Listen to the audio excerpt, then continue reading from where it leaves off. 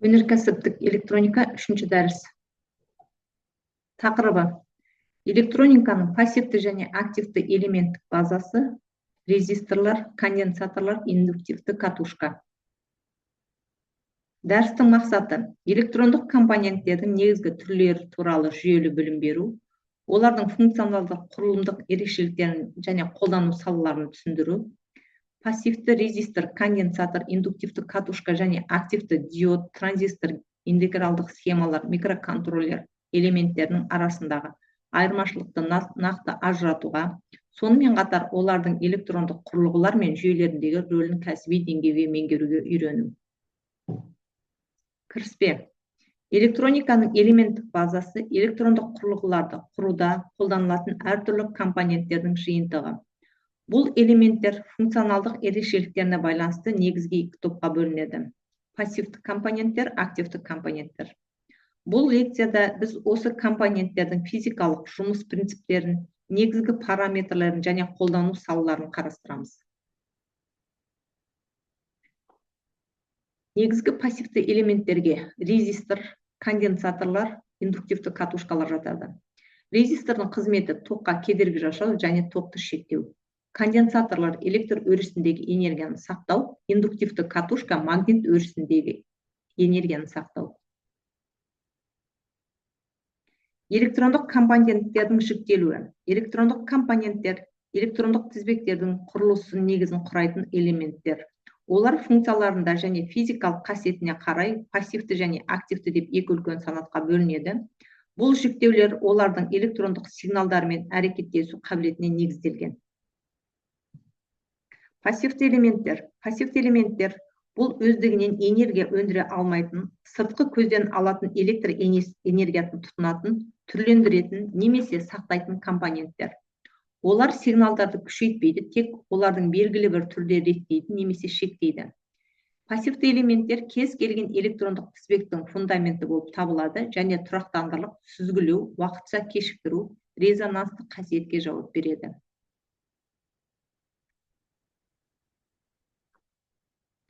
Резисторлар. Резистор тоқ ағынын шектейтін немесе кернеуді бөлетін компоненттер.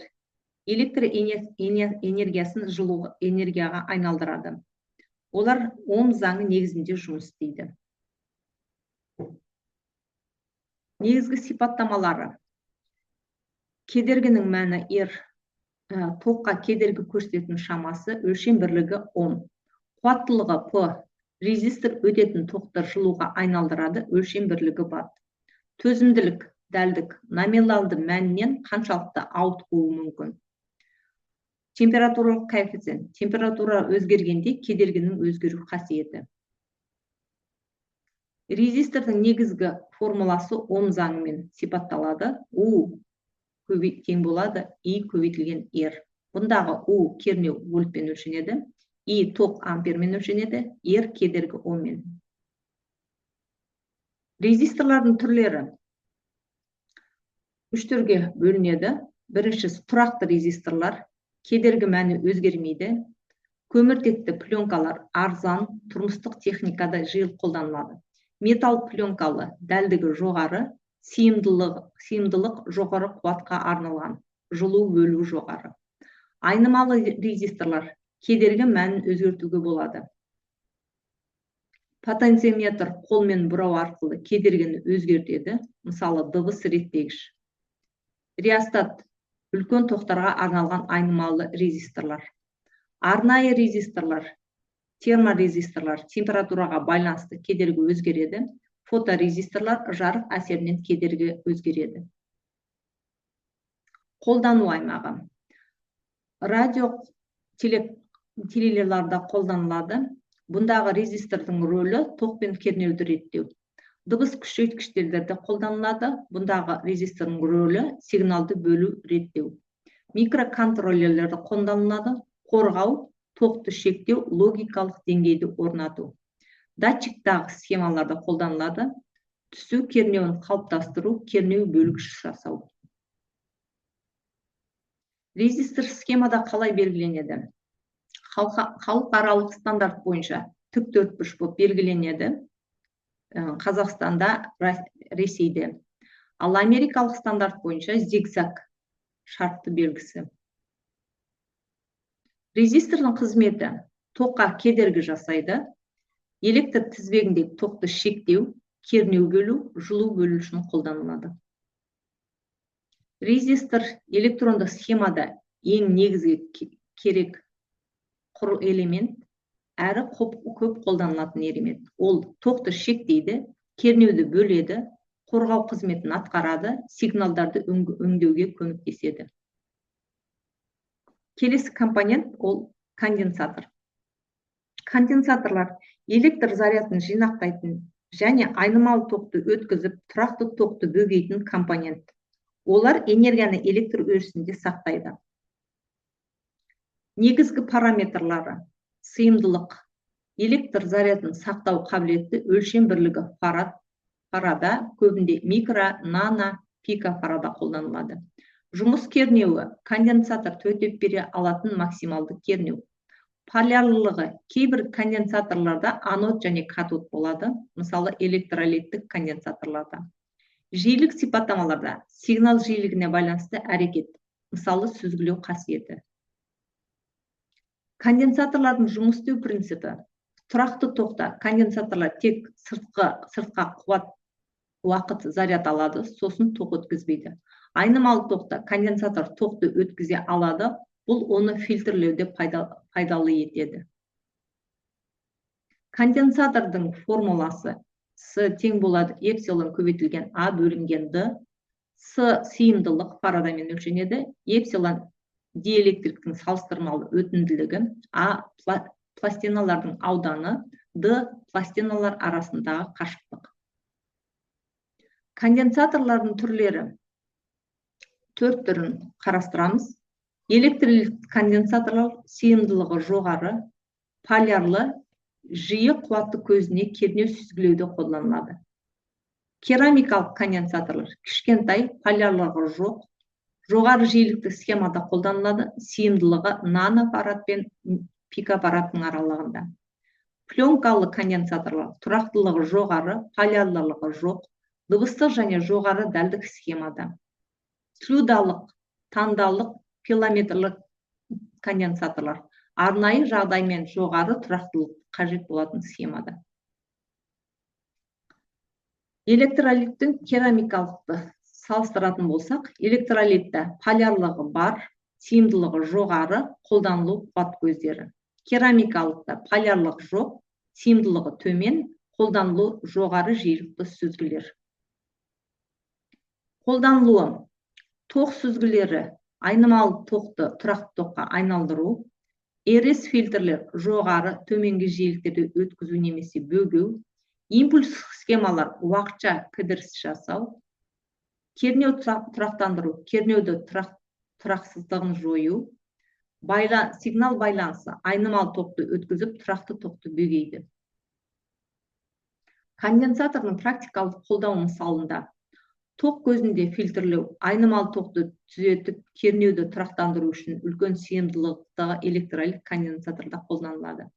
РС уақытлық тізбектерде, микроконтроллерлерде кіріс жасау, триггер схемаларда импульстық ұзақтығын басқару. Сигналды бөгеу, аудио схемада бір каскадта келесі айнымалы токта өткізу үшін қолданылады.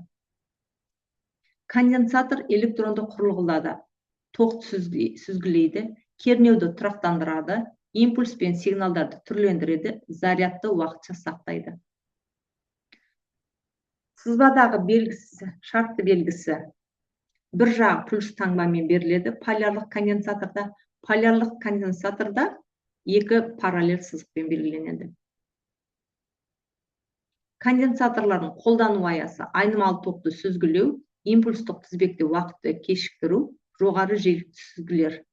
Қызметі: электр зарядын сақтайды, жоғары жиілікті сигналдарды өткізеді, тұрақты токты бөгейді. Белгіленуі: латын әріпі С-мен белгіленді, өлшем бірлігі фарада, тәжірибеде көбінде пикофарада, нанофарада, микрофарада деп қолданылады.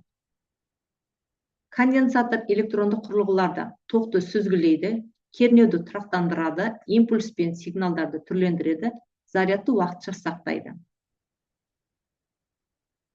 Келесі компонент индуктивті катушка. Индуктивті катушка магнит өрісінде энергияны уақытша сақтайтын компонент. Олар ток көзінің өзгерісіне қарсы әрекет етеді және айнымалы тоқты бәсеңдету үшін қолданылады. Физикалық принципі: катушкадағы ток өзгерсе, ол электромагниттік өріс тудырады. Бұл өріс кері бағытта индукцияланған электрқозғаушы күшін тудырып, токтың өзгерісіне қарсы әсер етеді. Бұл құбылыс Ленц заңы мен Фарадей заңы бойынша жүреді. Индуктивті катушкалар қызметін ток өзгергенде магнит өрісіне энергия жинайды. Жоғары жиілікті сүзгілеу импульстік схемалда қолданылады. Белгілену латын әрпі L, өлшем бірлігі Генри, практикада миллогенри, микрогенри деп қолданылады. Негізгі параметрлары: индуктивті мәні Генри, ішкі кедергі, жұмыс тоғы шегі, добротность. Индуктивті катушкалардың қолдануы: сүзгілер, РС тізбектер, резонанстық тізбектер, РЛС, импульстік қуат көздерінде. Индуктивті катушканың формуласы: ток өзгеріс кезінде пайда болатын индуктивталанған электрқозғаушы күші мына формулямен анықталады. E тең болады минус L көбейтілген DI бөлінген DT. Бұндағы E индуктивталанған электрқозғаушы күш, L индуктивтілік, LI бөлінген LT тоқтың уақыт бойынша өзгеру жылдамдығы. Индуктивті катушкалардың түрлері: ауа өзекті катушка, жай сымнан жасалған магниттік өзегі жоқ. Қолданылуы жоғары жиілікті схемада қолданылады. Феррит өзекті магнит өзекпен күшейтілген, қолданылуы төмен жиілікте қуатты сүзгілерді қолданылады.